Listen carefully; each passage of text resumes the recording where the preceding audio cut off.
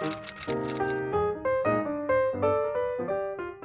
guys, welcome back to my channel. Today I'm going to be filming a video on the Tortured Poets Department, which is Taylor's That's Not the One. Taylor's new album.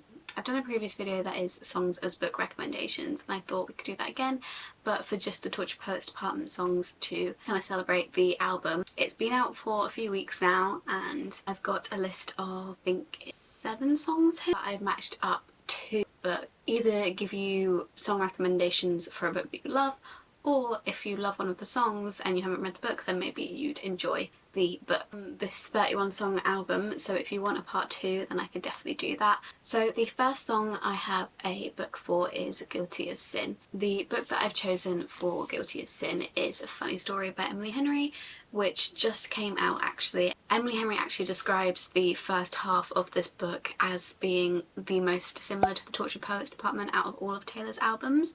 And I think she said that the last bit is like Midnights. So that's kind of what inspired me most to do this video, really, is because I loved this book and I saw that Emily Henry compared it to the Tortured Poets Department, and I think that this book really heavily goes with Guilty as Sin, at least the first part or like the middle part of the book. The book follows Miles and Daphne, and she is about to get married to this guy called Peter, who has a best friend called Petra. So we have Daphne, her fiance is Peter, and then his best friend is Petra. And Petra's boyfriend is Miles.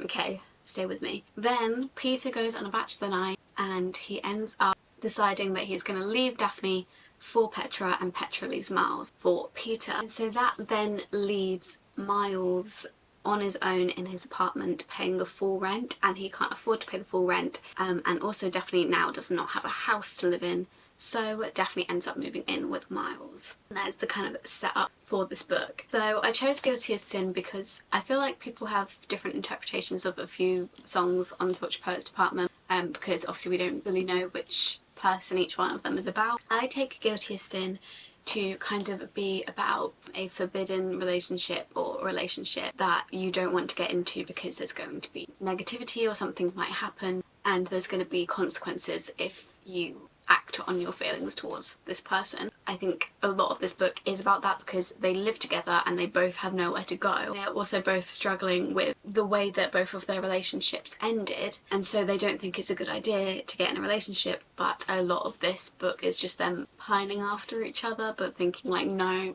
it would be unwise because we live together, like if they ended up breaking up, you know, we'd have nowhere to go. And the whole book is also a countdown to when Daphne wants to leave. It literally starts off Wednesday, May 1st, 108 days until I can leave. Basically the whole book is like counting down to when she can leave, so that's another reason they didn't want to get in a relationship. Basically there's so many reasons they didn't want to get in a relationship together, but the whole book is them being like, but like, could we? And some of the lyrics in this song is, I keep these longings locked in lowercase inside a vault. Someone told me there's no such thing as bad thoughts, only your actions talk. They're trying to keep their feelings for each other under wraps, and they're like, okay, you can think these things, but we're not going to act on them because we're going to ruin our friendship. We're gonna ruin this living situation. Daphne wants to leave soon, and they both also just suffered a bad breakup, so both of them have had trust issues from that and also from their past situations, because obviously Emily Henry's books always dive very deep into the characters and often their past kind of like have that emotional subplot. Obviously the main lyric of this song is, without ever touching his skin, how can I be guilty as sin? You know, I might have these feelings towards him, but if I like never act on them, then I will never get my feelings hurt. And I really enjoyed this book. I gave it 5 stars. Saying that, I know Guilty as Sin is very like a song based on lust. Emily Henry's books are never just lust. Don't worry if you don't like that. Don't worry, that's not what this book is about at all. It's just the song that I kind of thought suited like the first part. Next song I have is Who's Afraid of Little Old Me, and I thought I was so smart for relating this song. I was like going through all these songs and being like, what books can I relate these to? And I was like, oh my god, this book goes so well with that song.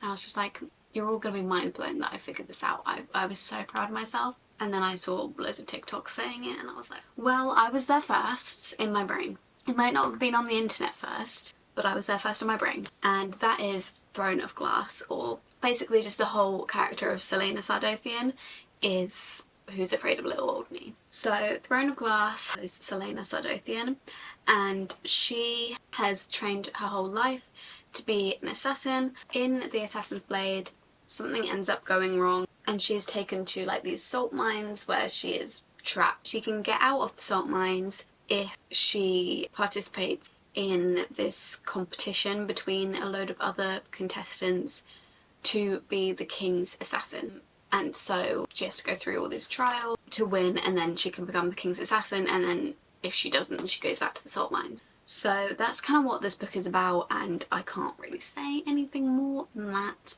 But just know Celaena Sardothien is a badass. If you've read this book, you know, and I feel like you'd understand a little bit more about why I'm saying that this song relates to her so much. One of the lyrics that I thought really stood out in Who's Afraid of Little Old Me for Celaena Sardothien is, "If you wanted me dead, you should have just said, nothing makes me feel more alive." I feel like the adrenaline that she gets when she's trying to fight the people that she's sought to assassinate in these books, and like the different situations she's put in, you can really tell like she comes alive when she's faced with danger. I could honestly imagine her saying that exact line.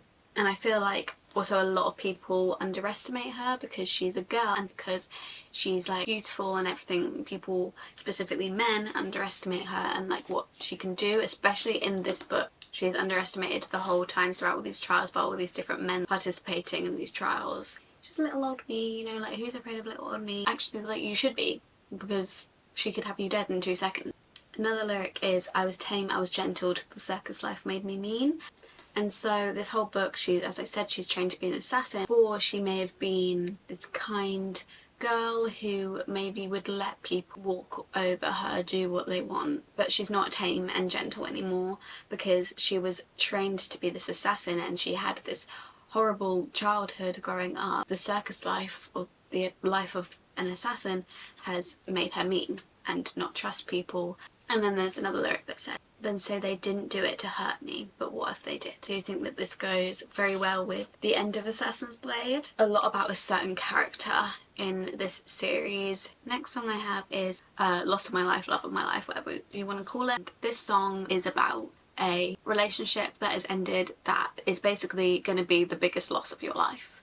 And I related this back to Normal People. So Normal People basically follows Connell and Marianne. They went to the same high school together and they had a bit of a relationship in high school that ended, and ever since then, throughout their life, they just keep coming back to each other and having an on and off again relationship. In Love of My Life, first lyric is, "Who's gonna stop us from waltzing back into rekindled flames if we know the steps anyway?" Which is just this book, really. In a sentence, that is this book, because they are familiar with each other, they know that they love each other, they know that person's always going to be there for each other, so it's like, what's going to stop them going back to each other every single time, because they know the steps. Another lyric is, "I felt a glow like this, never before and never since," because throughout this book they each get in different relationships, but you can tell that they never feel as happy with those people as they feel with each other, because they're very codependent on each other, and I think throughout all their whole relationships they're just comparing it to their relationship with each other. Another lyric is, "What we thought was for all time was momentary, still alive, killing time in the cemetery, never quite buried." Their relationship was not for all time, and it kept ending. It keeps ending every single time, but it is still alive and it is never buried. It is still there. Next is "I Can Do It With a Broken Heart," and I have seen someone else, I think, relate this back to Happy Place, but I promise guys, I did these things before I'd seen any TikTok on it, and I thought I was really smart for this one as well. But I Can Do It With a Broken Heart is basically about Taylor Swift on the Eras tour, having a broken heart but still going on stage and performing every single night. I've applied this to Happy Place because in Happy Place we follow Wyn and Harriet, who have just recently broken up, but they are in the same friendship group, and this friendship group go on holiday together every summer, and it might be their last holiday. So Wyn and Harriet decide that they're going to fake date, pretend they're still dating, pretend everything's fine for one last holiday. That kind of relates back to I Could Do It With a Broken Heart, because even though Wyn and Harriet are heartbroken, they're trying to act okay in front of their friends. One of the lyrics is, "He said he'd love me all his life, but that life was too short." They were in this relationship together, they thought they were going to be together forever, but something broke them up. Another lyric is, "I was grinning like I'm winning, I was hitting my marks because I can do it with a broken heart." The whole time they're trying to act happy, but they're heartbroken. the plot of this book is trying to be able to put on a smile when you've got a broken heart. Next I have Clara Bo, which is a song that is basically about, I take it to be about, in the music industry there's always a shiny new thing that you gets compared to the old thing that the music industry is like left behind. And so I related this back to Carrie Soto is Back. So Carrie Soto is Back is basically about Carrie Soto, who's a retired tennis player. Basically she wants to come out of retirement because another woman breaks her world record, and so she wants to come back and she wants to take that record back for herself. And it basically follows her training and her competition, and it also has like people's opinions in there of her, like that she shouldn't be doing this or whatever. And so I've related this back to Clara Bo because I feel like Carrie Soto was the Stevie Nicks, and then a new young tennis player came about, is breaking all these records and being compared to Carrie Soto.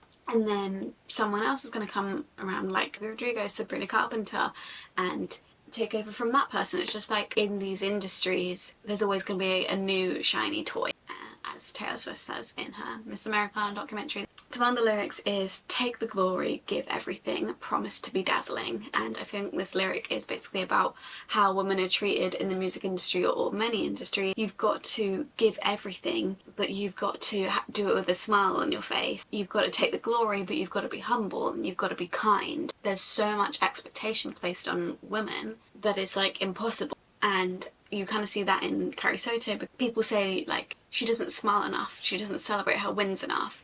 They think that she's, you know, just a mean, overconfident woman, and they don't like that. Another lyric, it again relates to that, and that is, "Only when your girlish glow flickers just so do they let you know it's hell on earth to be heavenly." Only when your girlish glow flickers just so kind of relates back to how Taylor Swift says, like, you reach your 30s and the music industry like discards. And that's kind of similar in Carrie Soto, where she got older, she started to not be as good because she got older. Her girlish glow was flickering, she wasn't youthful anymore to them, she wasn't brand new shiny toy to them anymore, and so she started to be hated and she retired, and she's come back, but you know, she's not got that girlish glow anymore, she's too old for this sport. All these opinions about her that are shown throughout the books in like newspaper articles and like interviews and stuff, all these opinions that are shown about her because they don't like women to be successful for too long. The last lyric is, "You look like Taylor Swift, in this light we're loving it. You've got edge, she never did. Your future's bright, dazzling." I can't quite remember, but I think that the person that takes her record, you know, they keep comparing her to Carrie Soto. I think she's like more like smiley, more like approachable than Carrie Soto. I can't quite remember, but they just compare her to Carrie Soto, even though, you know, it's two separate women, we don't need to compare them. But they're like, oh, she's got this that Carrie Soto didn't have. She got this bright, dazzling future. Carrie Soto's old news. The next song I have is "I'm Gonna Get You Back." It's similar to Olivia Rodrigo's concept. I think she says, "I'm either going to smash up your bike or be your wife." So she's like, I can't decide whether I hate you or I love you, but in some way I'm going to get you back. And I related that to You Deserve Each Other by Sarah Hogle. I don't have the physical copy here. This book basically follows a couple who they are engaged to be married, but they've kind of fallen a bit out of love. Not really fallen out of love, but they've just lost that spark with each other, and they've decided that neither of them want to go through with the wedding, but they don't want to be the one that calls it off, and so they keep doing these things to annoy each other to the point where the other person can't handle it anymore and has to call it off. It says, "Whether I'm going to be your wife or going to smash up your bike, I haven't decided yet. I'm going to get you back." So she's like, whether I get married to you or I ruin your life, I don't know, we'll have to see, but in some way I'm going to get you back. Because the whole book, you're like, okay, you guys are either going to fall back in love or you need to break up forever. And obviously it's a rom-com, so you kind of know they're going to fall back in love. But the lyric is, "We broke all the pieces but still want to play the game." They've broken this relationship, they don't have that spark anymore, but they still want to play a game with each other. They're still trying to stay with each other and play games with each other so that the other person leaves. And then it says, "I told my friends I hate you, but I love you just the same." They never truly fall out of love with each other. They just have this hatred for each other, and it's quite funny to see because they do all these things to annoy the other person. But at the end of the day, you would just leave someone if you didn't want to be with them. You know that they never actually fell out of love. They just hit a bad spot. The final song that I have is "The Prophecy," which is basically Taylor Swift being like, someone change what is written in the stars because she doesn't believe that she is destined to find a soulmate. I relate that back to Just for the Summer by Abby Jimenez. The book starts off with "Am I the Asshole?" Reddit post where he's basically saying about how he named his dog after his best friend. At some point in the post he makes references to the fact that every single relationship he's ever in, once it ends, they then go on to find the person that is their soulmate that they're going to marry and spend the rest of their life with. So he's like that guy before the one that you spend the rest of your life with. Then this girl sees it and she's like, I have the exact same problem. They believe that they have like this curse where they're destined to be the one before the soulmate. So they end up deciding to make a deal where they're going to go on dates with each other and then they're going to break up, and then after that it will cancel it out and they'll both find their soulmate. So the lyric that I have for the prophecy is, "Let it once be me, who do I have to speak to about if they can redo the prophecy?" And the whole book is them basically trying to break this curse that they believe that they have. They can't seem to find a soulmate because they are never the one and it's always the person after them that's the one. And that is the last song that I have. If you want me to do any more, I would be very, very happy to do some more. I'm sure there is many more that I could think of for different songs on the Tortured Poets department. Absolutely love the album. Comment down below your top songs on the Tortured Poets department. I think mine is Peter is number 1, that's my favourite one. Then The Black Dog, and then Guilty as Sin. I think those are my top 3. So comment down below your top 3. Give this video a thumbs up if you enjoyed it. If you want another part, let me know. Subscribe down below, follow my social medias, which are at _libraryofeden on both TikTok and Instagram, and I'll see you in my next video very, very soon. Bye!